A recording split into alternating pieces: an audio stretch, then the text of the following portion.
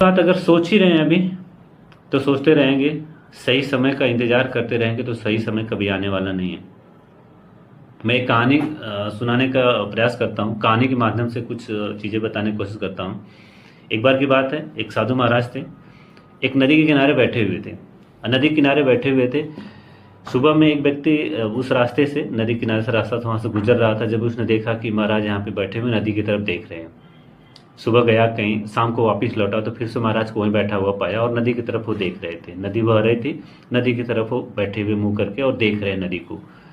उस व्यक्ति ने देखा सुबह भी महाराज यहीं बैठे थे, शाम हो गई यहीं बैठे हुए, फिर भी कुछ नहीं बोला, वो चला गया। फिर दूसरे दिन जब वो लौट करके आया, फिर देखा कि महाराज अभी यहीं बैठे हुए नदी को देख रहे हैं, अभी हिले भी नहीं, वहीं से कल से बैठे हुए नदी को देख रहे हैं।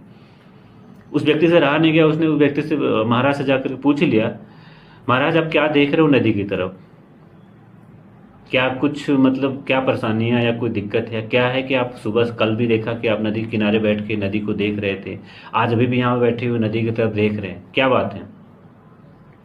तो उसने क्या जवाब दिया, जानना चाहते हैं? महाराज ने जवाब दिया, मैं नदी के बह जाने का इंतजार कर रहा हूँ। नदी का पानी बह जा तो मैं नदी को पार करूं। ऐसा महाराज का जवाब था। सोच के देखिए दोस्तों, क्या ऐसा होने वाला है? नहीं, संभव नहीं है। नदी का पानी बहता रहेगा, वो रुकने वाला नहीं है। तो हमारे लाइफ में हमें इस कहानी से बस कोरिलेट करने की, समझने की जरूरत है कि हमारे लाइफ में बहुत सारी समस्याएं हैं, वो तो रहेंगी रहेंगी। बट बात करें कि अपने भविष्य के लिए हमने कुछ सिक्योर करना है तो हमें सही उचित समय का इंतजार नहीं करना है, हमें शुरुआत करनी चाहिए।